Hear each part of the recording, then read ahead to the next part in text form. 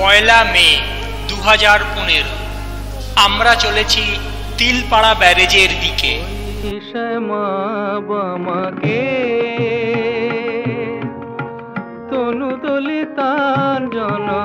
শরদ সুধাকর মন্ডল বদনী রে। জঙ্গলের মধ্য দিয়ে অনেকটা পথ অতিক্রম করবার পর গাড়ি এসে থামলো খয়রাগুড়িতে। গড়িত নবঘন ঝলকে ওই শ্যামা বামাকে। ধুধু প্রান্তর মাঠের মাঝখানে ছোট্ট একটি মন্দির। দূরে দেখা যায় সাঁইথিয়া শিউড়ি হাইওয়ে রোড।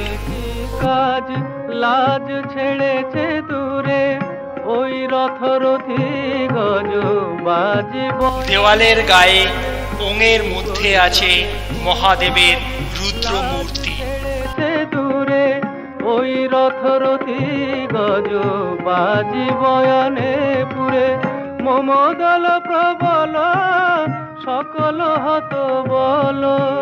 মমদল প্রবল সকল হত বল। চঞ্চল বিকল হৃদয় চমকে ওই শ্যামা বামাকে। ভোগের জন্য তৈরি হয়েছে সারি সারি উনুন। প্রচন্ড প্রতাপ রাশি মৃত্যু রূপিণী ওই কামুরি পদে কেমন মন্দিরে উপবিষ্ট আছেন দেবাদিদেব মহাদেব। রূপিণী ওই কামুরি পদে কেমন কামিনী।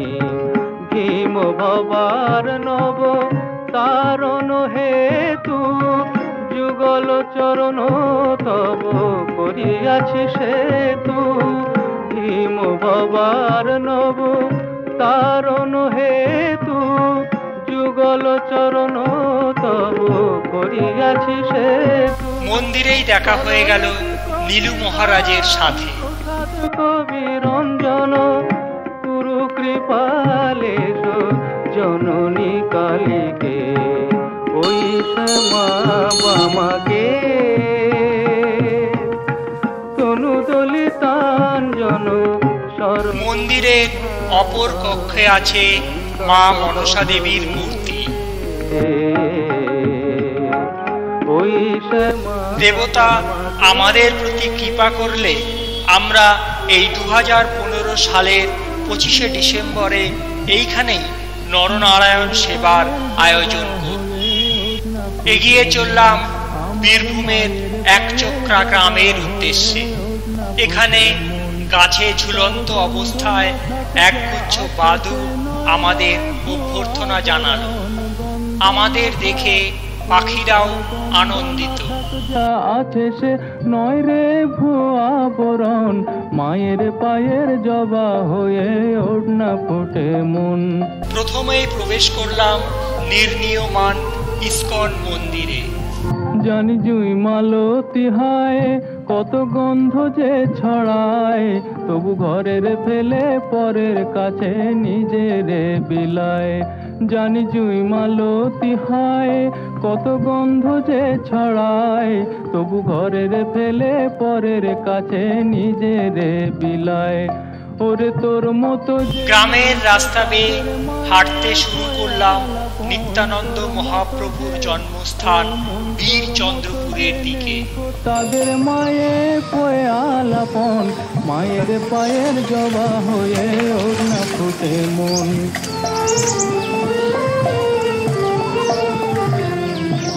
আমার তাই তো লাগে ভয় প্রলোভনের ফাঁদে পড়ে হই বুঝিবার। মহাপ্রভু গৌরাঙ্গের পার্শ্বদ নিত্যানন্দ মহাপ্রভুর জন্ম এই গর্ভাবাসে। ওরে যেন ভুলিস না তোর দয়াময়ী মা তার রক্ত মাখা কালো রূপে ঘোচায় কালিমা। ওরে যেন ভুলিস না তোর দয়াময়ী মা।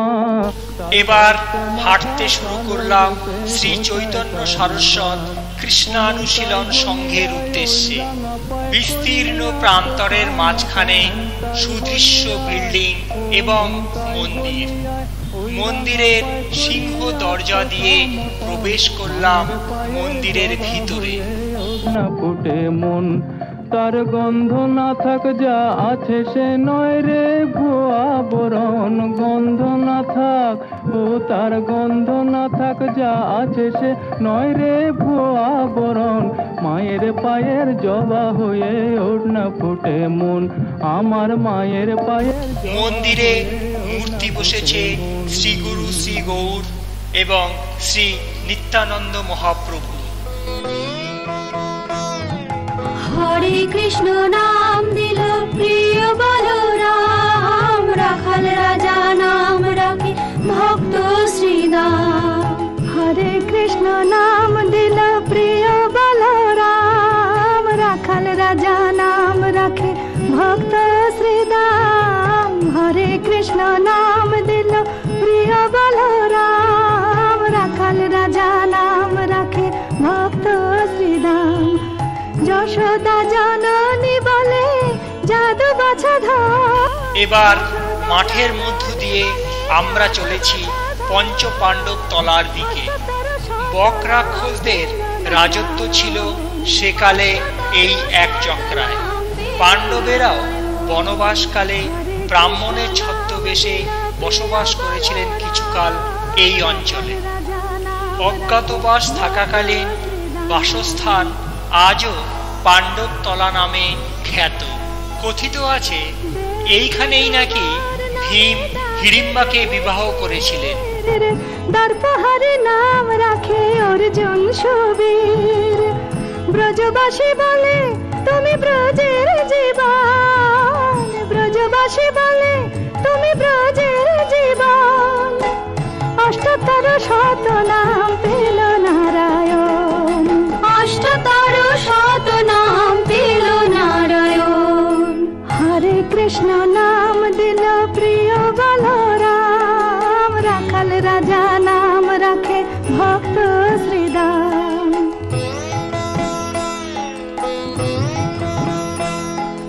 নন্দের নন্দন নাম রাখিল শ্রীনন্দ, বৃন্দাদূতে দিল নাম বৃন্দাবন চন্দ্র।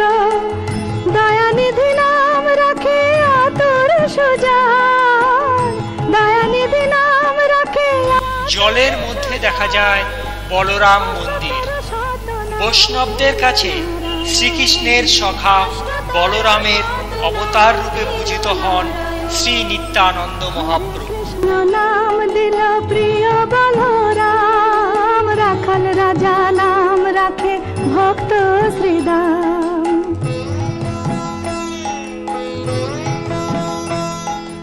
মনি মনোহর। বলরাম মন্দির দর্শন শেষ করে এবার চলে এলাম মূল রাস্তার দিকে। এবার শ্রীক্ষেত্রের দেবতা জগন্নাথ মন্দিরে।